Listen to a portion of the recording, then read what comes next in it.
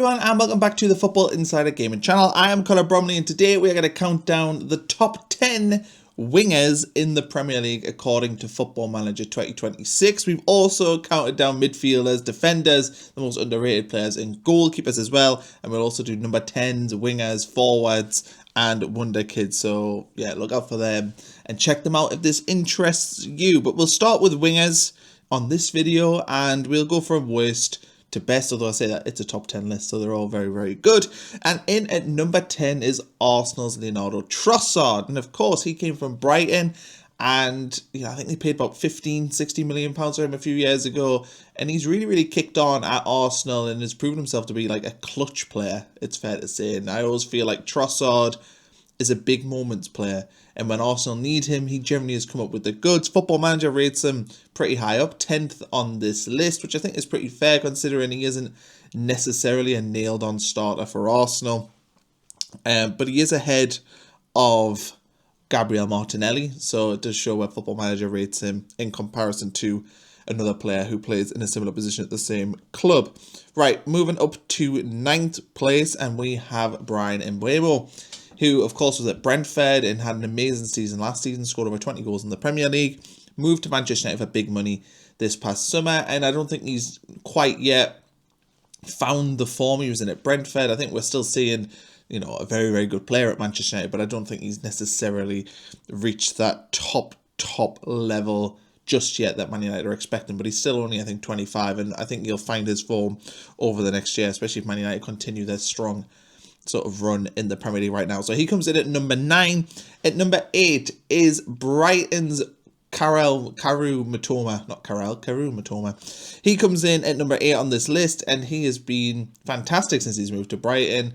He's came into that club. He's one of the quickest players in the league, and he's just excelled. I'm surprised that he's not earned himself a move yet from Brighton, but I think, he's been a really steady servant for them. So it's no surprise to see him in at 8th on this list. Now at number 7, and this was a surprise to me, and it's Chiesa at Liverpool. And he has really struggled for minutes, even though when he's played for Liverpool, he's been pretty good for them. I think it's fair to say. But Chiesa, as a general rule, has not really been given much of a chance at Anfield, and he is rated very, very highly on this list, number 7. Think about a lot of the wingers in the Premier League who aren't on this list. The fact that one who was on the fringes at Liverpool gets in there is surprising to me. Number 6 is another Liverpool player, Cody Gakpo, and he can play through the middle, but I think predominantly he does play on the wing for Liverpool, and he's a player that I think is quite inconsistent. Sometimes he looks unplayable, and then there's other days where he looks like he's not on the pitch. He's that anonymous, and he's done pretty well since signing for Liverpool. He's been there for three-ish years now. I think Jurgen Klopp signed him towards the end of his tenure. And yeah, Gakpo's been a pretty solid servant for Liverpool, but I don't think he's kicked on and become one of the elite players in the world, which I think Liverpool were kind of hoping for when they brought him in. Okay, into the top 5 now, and I think 5th place is a little bit of a surprise, and it's Anthony Gordon of Newcastle.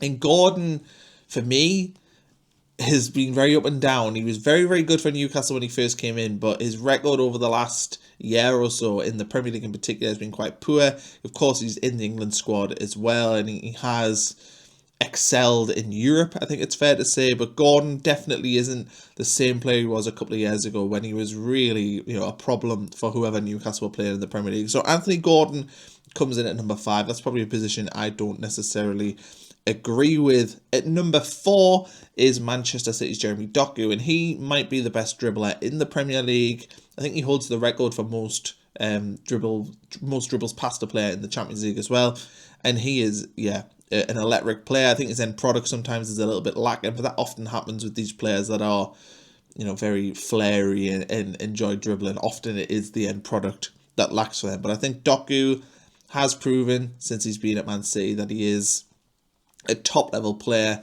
and he probably is only going to get better and better. He's not a great age, so I think Doku will continue to excel, and probably deserving of a place in the top 5. Right, we've hit the top 3 now, and in 3rd place is a player you've probably forgotten about because he's been injured for so long, and that is Kulusevski, who plays for Tottenham, and losing him has been a massive blow for them. They got him in from Juventus a few years ago, and he's been a pretty stellar player in the Premier League since then, but he picked up a huge injury, I I think last season. He's been out for pretty much a year. And yeah, when he gets back into this Tottenham team, be interested to see what sort of player he is. But Football Manager rates him very highly, and I think if he was fully fit right now, Tottenham would probably be doing far better in the Premier League. I really, really rate Kulusevski, and I think he's a very, very good player. And he was one of Tottenham's best buys in recent years.